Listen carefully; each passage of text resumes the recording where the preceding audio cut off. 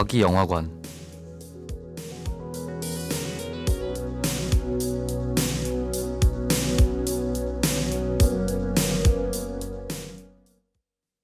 안녕하세요. 방구석 과기영화관에 오신 걸 환영합니다. 영화관에 직접 가기 조심스러워진 요즘 집에서 그리고 방에서 영화를 즐기는 분들이 많아졌을 것 같은데요. 하지만 영상 플랫폼에 들어갔는데 너무 많은 선택지에 헤매다가 영화를 보기도 전에 지쳐버린 경험 있지 않으신가요? 그런 여러분을 위해 방구석 과기영화관은 유익하고 재미있는 다양한 장르의 영화, 그 중에서도 소설을 원작으로 한 영화를 선별해 제공하고 있습니다. 그럼 오늘의 영화와 소설 함께 감상하러 가보실까요? 저희는 방구석 과기영화관의 DJ 박종부, 정예진입니다.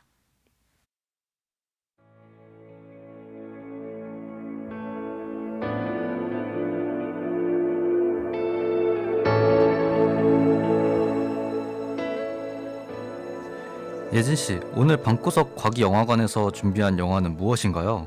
방구석 과기영화관에서 준비한 오늘의 영화는 바로 이창동 감독의 밀양입니다. 이창동 감독님이라면 우리 방구석 과기영화관 1화에서 소개한 영화 버닝의 감독 아닌가요? 네, 맞습니다. 1화에서 이창동 감독의 또 다른 작품으로 아주 잠깐 영화 밀양을 언급했었는데요. 오늘은 그 영화에 대해 더 자세하게 알아보려고 합니다. 밀양은 앞서 말했듯이 영화가의 거장 이창동 감독이 만든 2007년 드라마 장르의 영화입니다. 영화 밀양은 제44회 백상예술대상 영화감독상, 6회 대한민국 영화대상 최우수 작품상과 감독상 등 그해 시상식에 상을 휩쓸며 최고의 작품으로 인정받았으며 특히 영화 여주인공인 전도연 배우는 제28회 청룡영화상 여우주연상, 제27회 한국영화평론가협회상 여우주연상 등 한국 시상식의 모든 여우주연상을 차지하는 것을 넘어 세계 3대 영화제 중 하나인 칸 영화제에서 여우주연상을 받는 영광을 얻은 작품이기도 합니다. 와, 정말 화려한 수상 내역을 가진 작품이네요. 어떤 내용의 영화일지 더욱 궁금해집니다. 그럼 영화 밀양에 대해 더 자세하게 알아보기 전에 노래 먼저 듣고 올게요.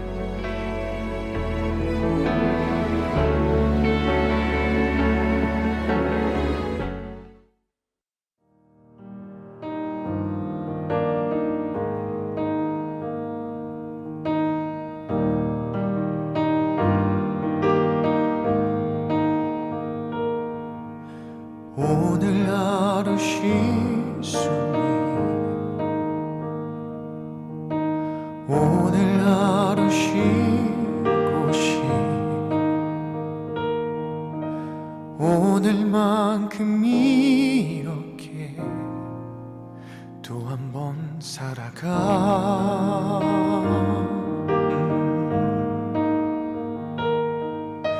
침대 밑에 놓아둔 지난 밤의 꿈꾸미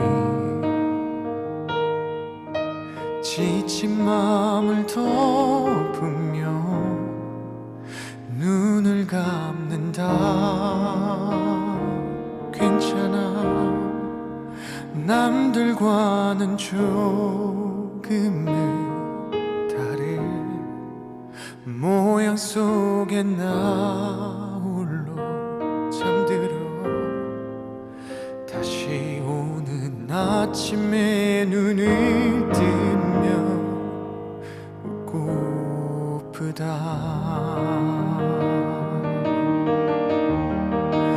오늘 같은 밤 이대로 머물러도 될 꿈이라면 바랄 수 없는 걸 바라도 된다면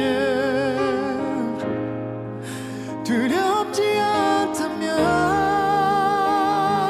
너처럼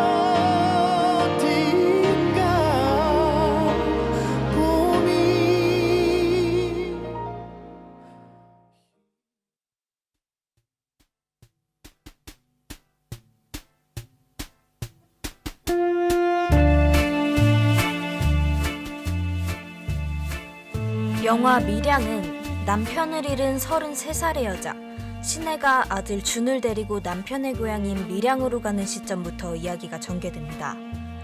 과거 피아니스트를 꿈꿨던 신혜는 남편은 잃은 날부터 자신의 꿈도 미래도 함께 잃어버리게 되었고 아들을 위해 간신히 찾아온 이 작은 밀양에서 그만큼 작은 피아노 학원을 열어 새 시작을 기약합니다. 그러던 어느 날 밀양에서 조금 떨어진 외곽에서 신혜의 차가 고장이 나고 신혜는 그곳에서 카센터 사장 종찬을 만나게 됩니다. 종찬은 밀양과 닮아 있습니다. 특별할 것이 없는 그만큼의 욕심과 그만큼의 속성과 또 그만큼의 순진함이 배어있는 남자였죠. 그런 종찬은 마을에 열심히 적응해 나가는 신혜의 모습에 반하게 되고 마을 잔치나 동네 상갓집에만 어김없이 나타나 그녀의 곁에 머물렀습니다. 종찬은 그렇게 서서히 신혜의 삶에 스며들고자 했지만 신혜는 자신의 삶에 지쳐 한 번도 종찬의 눈을 봐주지 않았습니다.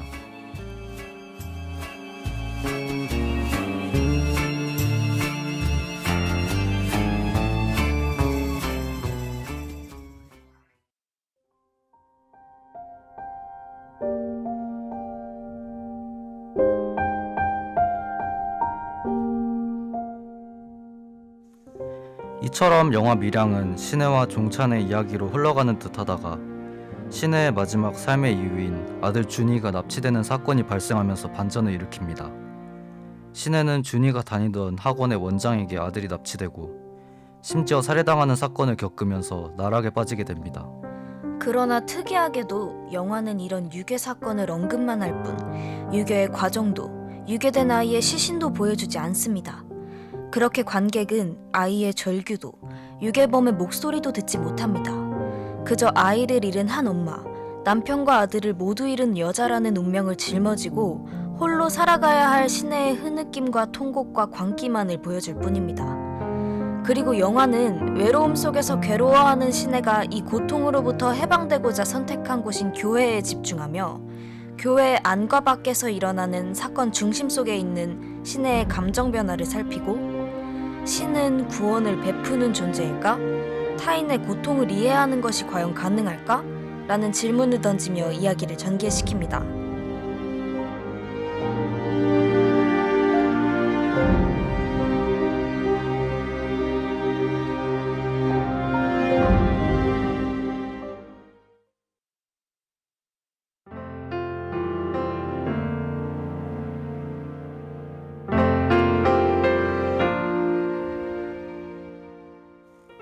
왜 고통을 다루는가라는 질문에 이창동 감독은 이렇게 말합니다.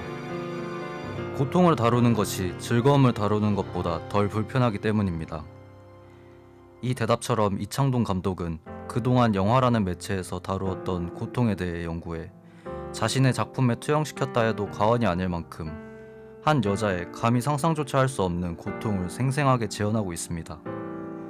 그리고는 아까 말했듯이 관객에게 질문하고 있습니다. 타인의 고통을 이해한다는 게 가능하겠냐고 말입니다. 이처럼 이창동 감독의 서사는 끝까지 보는 것이 힘겹게 느껴질 수 있습니다.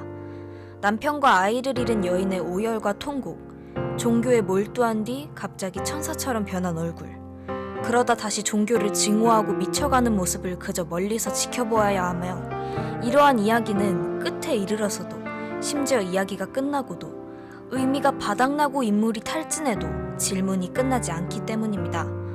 그렇게 영화가 내포하고 있는 괴로움과 고독의 질문을 관객에게 서서히 전염시키면서 우리는 알게 모르게 그가 설계한 흉하고 딱딱한 바닥에 주저앉게 됩니다.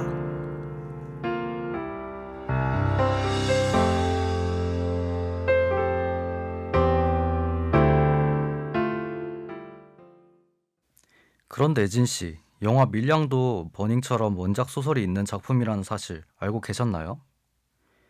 영화 밀양은 1985년 외국 문학 여름호에 발표된 이청준의 단편소설 벌레 이야기를 원작으로 하고 있습니다. 벌레 이야기는 80년 당신 시대 배경 속에서 근본적이고 구조적인 폭력이 은폐되어 버리는 기묘한 담론 정서를 비판하고 있는 소설이기도 합니다. 와, 영화 밀양도 소설을 원작으로 한 영화였군요. 벌레 이야기라는 제목이 정말 인상적인데 이러한 제목을 가진 소설이 어떻게 밀양이라는 영화로 재탄생하게 되었는지 정말 궁금해집니다. 그럼 원작 소설 벌레 이야기에 대해 자세히 이야기하기 전에 노래 먼저 듣고 올게요. 안지연의 로스트.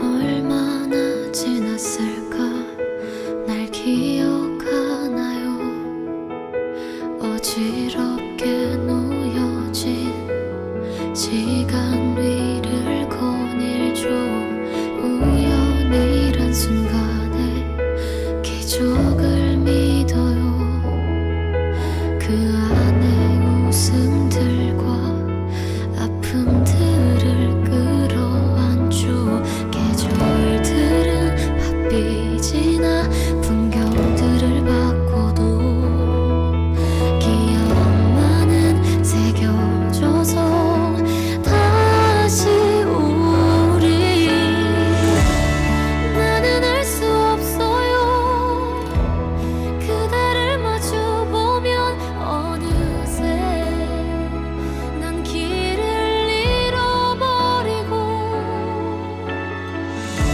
긴 꿈에서 깨어나듯 마음이 먹먹해져 그대 내 눈물로 일렁이죠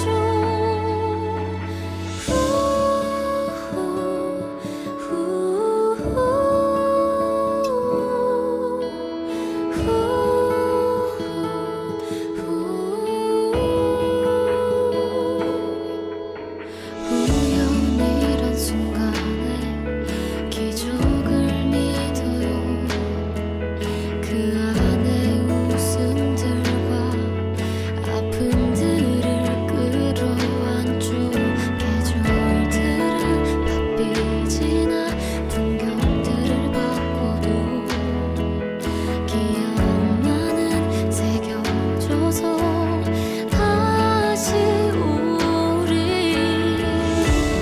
나는 알 수 없어요 그대를 마주보면 어느새 난 길을 잃어버리고 긴 꿈에서 깨어나듯 마음이 먹먹해져 그대 내 눈물로 일렁이죠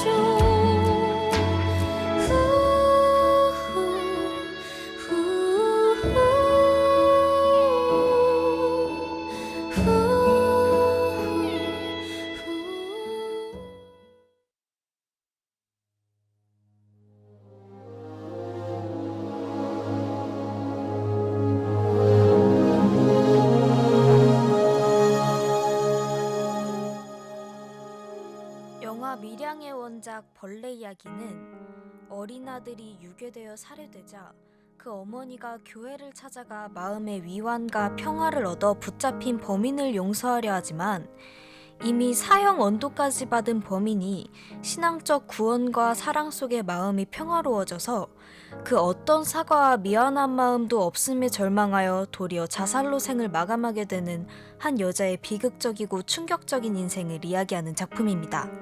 특히 이 작품은 1981년 당시 세상을 떠들썩하게 했던 이윤상군 유괴 살인 사건을 실제 모델로 하고 있습니다. 작가 이청주는 사랑과 화해라는 정신적 덕목을 종교적 신성성에 빗대어 다루면서도 한편으로 사회 정화와 국가 질서를 강조하는 신군부 체제의 집권을 정당화하는 논리가 팽배했던 80년 당시의 시대 배경 속에서 더 큰 범죄와 가해자가 또 다른 가해자와 피해자를 용서하거나 단죄하고 위로함으로써 근본적이고 구조적인 폭력이 은폐되어 버리는 기묘한 담론 질서를 비편하고 있습니다.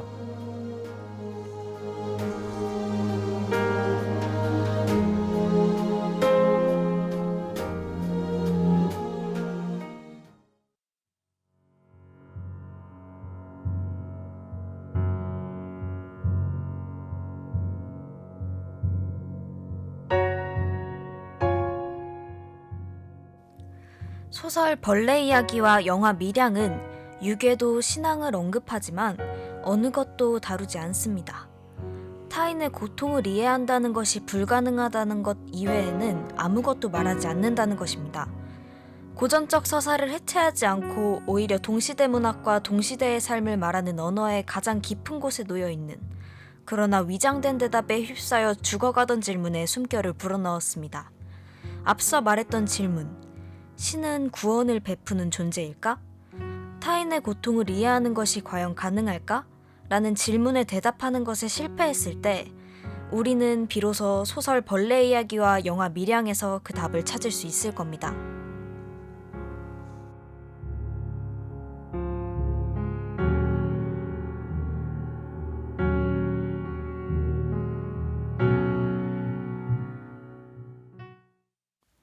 아쉽게도 방구석 과기영화관의 막을 내려야 할 시간이 다가왔습니다.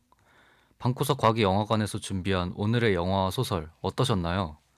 영화와 원작 소설을 함께 감상하며 소설 속의 문장들이 영상화되어 생생하게 살아날 때의 감동을 모두 경험하셨으면 좋겠습니다. 그럼 다음에 더 좋은 영화와 소설로 돌아오도록 약속하며 노래 들려드리고 마무리할게요. 지금까지 방구석 과기영화관의 DJ 박종부, 정혜진이었습니다.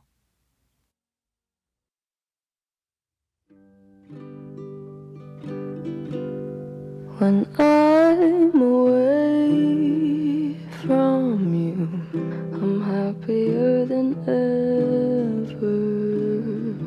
Wish I could explain it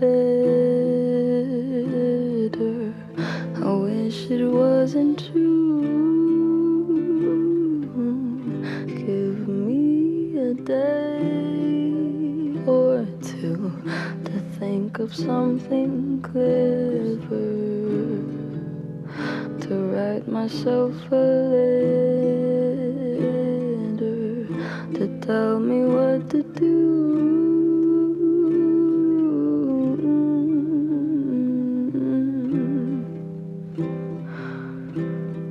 Do you read my interviews, or do you skip my avenue when you said you were passing through? Was I even on your way? I knew when I asked you to be cool about what I was telling you, you would do the opposite of what you said you'd do, and I'd end up more afraid. Don't say it isn't fair. You clearly weren't aware that you made me miserable.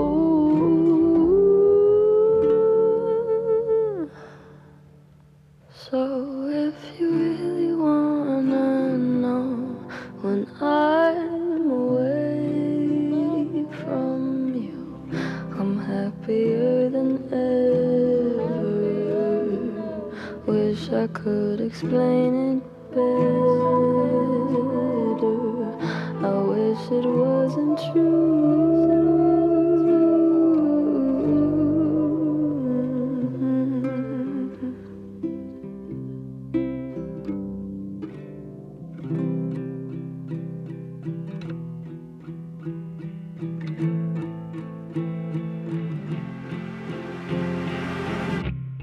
You called me again, drunk in your Benz, driving home under the influence. You scared me to death, but I'm wasting my breath, 'cause you only listen to your fucking friends. I don't relate to you, I don't relate to you, no, 'cause I never treat me this shitty.